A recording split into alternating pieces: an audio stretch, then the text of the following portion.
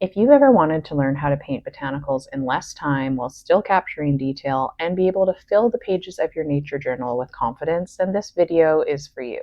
Welcome back to my channel. My name is Laura Watson, and today I am going to show you how to paint wildflowers, in particular lupin. Lupinus polyphyllus, or large-leaf lupin, is a native wildflower with tall spires of blue to purple flowers. It grows in open meadows, along roadsides, and near streams across coastal BC. We're going to use watercolor and ink, and I am going to show you step by step my process for painting watercolor wildflowers. I also have an exciting announcement to share with you in this video, but first I'm going to show you how I get started with my painting. I have one of my nature journal pages clipped out and I've transferred my drawing from my reference photo. Then I go over it in waterproof ink. Sometimes I can't see enough detail, so I'll go over those details in pencils again and then ink it, just so I know that I'm getting the right lines down.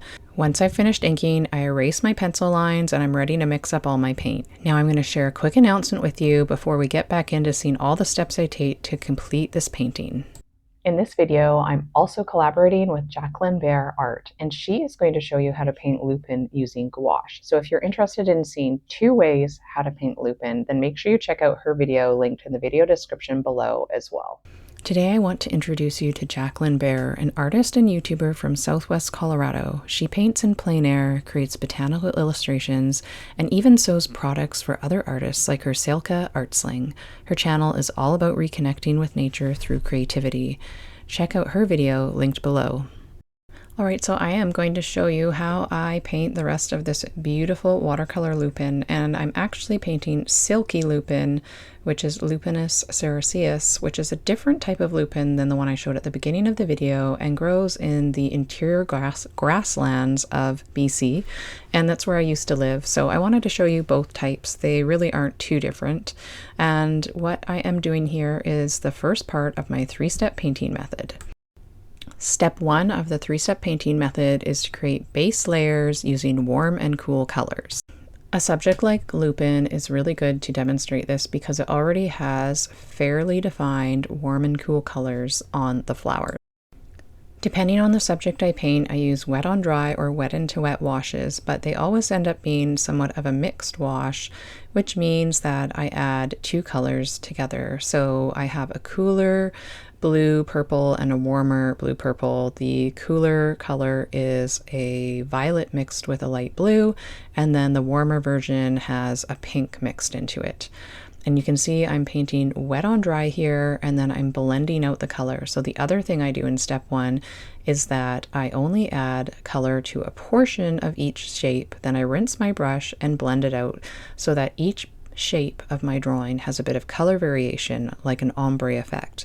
And this really helps get a more of a realistic look, but also create sort of a beautiful watercolor painterly effect. I don't follow the reference photo exactly ever because I have a stylized way of painting now, but I do keep an eye on my reference photo to look at where the warmer areas and where the cooler areas are. And honestly, even if you get the warm and cool colors in the wrong spot, as long as you have that variation, then your painting's going to work out. Many of my YouTube video subjects are also subjects that I use for full-length lessons in my online school, The Watercolor Garden.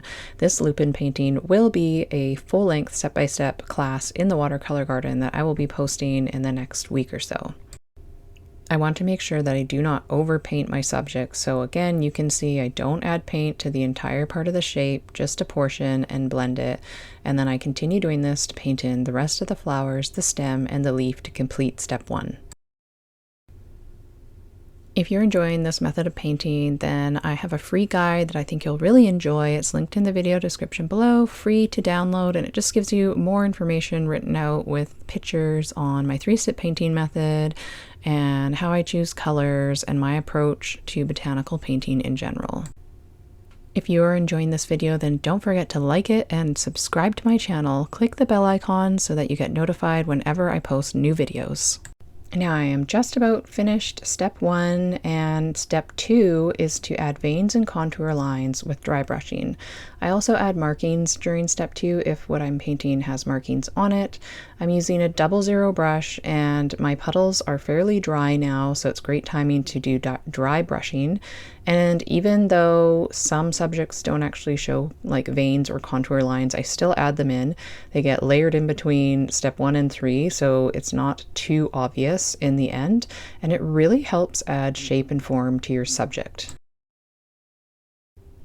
On to step 3. This is to create contrast with graded washes.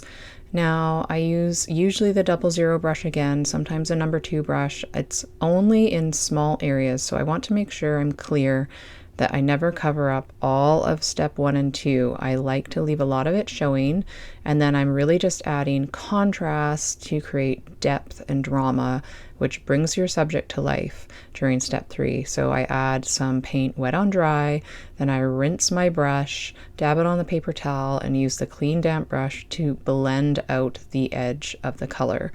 And so this is a really great thing to practice, is just little graded washes. And then this, as I said, sandwiches in the contour lines and veins from step 2, so they sort of are faded back into the background just the right amount. Something I also do during step 3, especially with smaller subjects, because it can be hard to reserve enough highlight or white of the paper, is I take a small chisel brush, usually about a 1/4 inch, and I use just clean damp water on it, and I lift out some highlights. So I agitate the paper just a little bit, and then I dab it with a paper towel. I do rinse my brush in between each dab. So this is a quick breakdown of my simplified approach to botanical painting so that you can fill up your nature journal pages quickly and confidently. So these paintings are part of my nature journal. I have a few different nature journals, but this is sort of my featured native plant series that I started in 2025. And so most of these that I'm showing you out of my nature journal and some of my more recent videos are also full-length classes in the watercolor garden. And so this series I like to keep consistent. And so I've been adding little backgrounds to each of them. And I'm doing that in this one as well. And this is a mix of Moonglow and Solidite Genuine by Daniel Smith.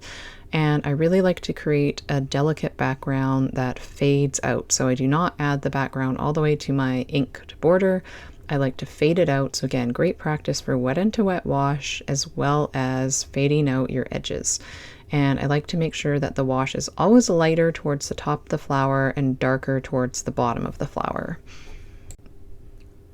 So this approach helps me paint quick enough that I can keep up with the changing seasons, because I get so inspired by native plants, things I see on my hikes or walks, or even as I'm driving by and the ditches are full of wildflowers like they are right now, and lupin is one of those flowers on the roadside that is so beautiful.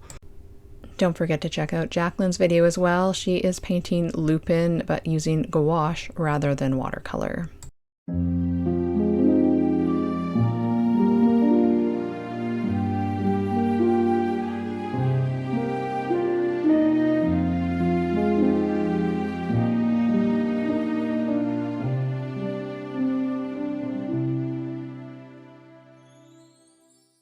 Thank you so much for watching this video. I hope that you found it helpful and that it inspires you to create your own watercolor and ink botanicals. Make sure you like this video and subscribe to my channel. Hit the bell icon if you'd like to be notified every time I post a new video here on YouTube. If you enjoyed this video, then I think you are also really going to enjoy this video here I posted on how to improve your botanical drawing.